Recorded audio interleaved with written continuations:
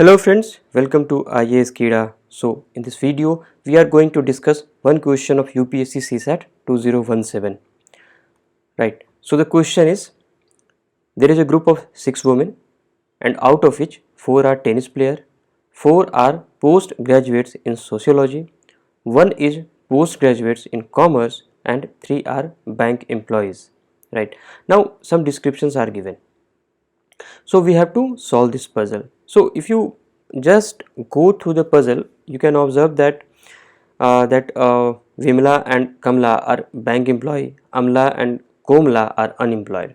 Komla and Nirmala are among the tennis players. Amla, Kamla, Komla and Nirmala are postgraduates in sociology, and out of those, uh, 2 are bank employees. Now, further information is given. Shamala is a postgraduate in commerce. Now, the question is asked, who among the following is both a tennis player and a bank employee? So, one thing we need to consider that what is the underlying factor in the whole puzzle, right? So, if you see the whole information that about who is postgraduates in sociology, postgraduates in commerce, bank employee, unemployed, or play tennis, they are they are just attached to the names of the women, right? And you can identify the name of 6 women from here: Vimala, Kamala, Amla, Komala, Nirmala and Shamala. So the thing is that we need to understand that the basic thing which we have to keep in mind, that all the information are revolving around the names of women, right? So अब हम इसमें क्या करेंगे कि जो women का जो नाम है उसके अकॉर्डिंग सारी इंफॉर्मेशन को अरेंज करेंगे और फिर हमारा आंसर अपने आप आ जाएगा।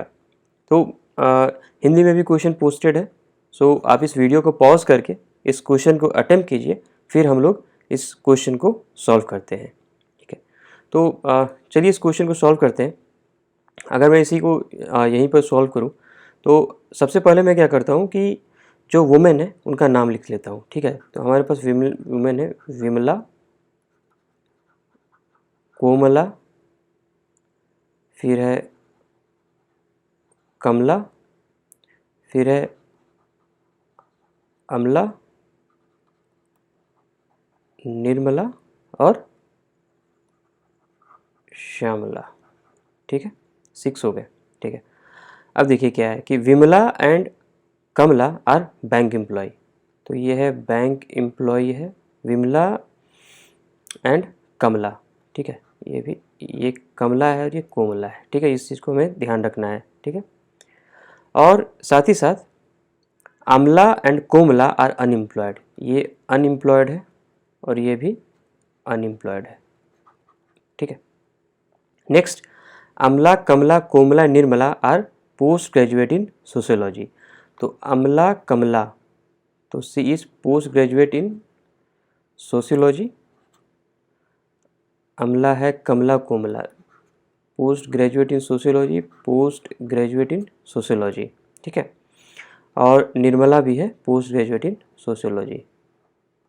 ठीक है, नेक्स्ट क्या बोल रहा है कि and out of home 2 are bank employ. ठीक है, अब देखिए, तो ये जो चारों हैं,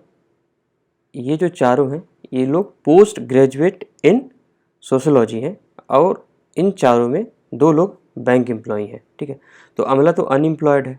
ठीक है, और कमला भी अनएम्प्लॉयड है, तो ये तो बैंक एम्प्लॉय हो ही नहीं सकती है। यहाँ कमला क्या है, ऑलरेडी बैंक एम्प्लॉयड है, तो बची निर्मला, तो ये जो है ये भी बैंक एम्प्लॉयड है। ठीक है, तो अब यहाँ दिया हुआ है कि अगर हम फर्स्ट इन्फॉर्मेशन जाते हैं कि 3 आर बैंक एम्प्लॉयज़, तो विमला पहले थी, कमला हो गई और इधर फिर निर्मला हो गई, और यहाँ पर दिया हुआ है लास्ट में Shyamala is a post graduate in commerce. ठीक है, अब हमसे पूछा है कि which of the following is both tennis player and bank employ. ठीक है, एक यहाँ पर इंफॉर्मेशन होगा टेनिस प्लेयर से रिलेटेड होगा। ठीक है, अमला, कमला में sociology, Vimala, Kamala are Komala, Nirmala are among the tennis player. Komala and Nirmala are among the tennis player, तो कोमला ये भी एक टेनिस प्लेयर है और निर्मला भी टेनिस प्लेयर है। ठीक है, तो बैंक एम्प्लॉय और टेनिस प्लेयर वो कौन है? अगर हम कॉमन देखें तो ये आ जाता है, निर्मला का नाम आ जाता है, ठीक है। तो इसलिए हमारा जो आंसर क्या हो जाएगा? सी। तो the basic thing which we have to do in solving this question is that we have to logically arrange the information. The information given in this question are in haphazard manner, and whenever you just arrange the information in sequential order, you automatically gets the answer. So in any passage related to this kind of question which are basically puzzles, so what you have to do, we have to first identify what is the common factor throughout the question.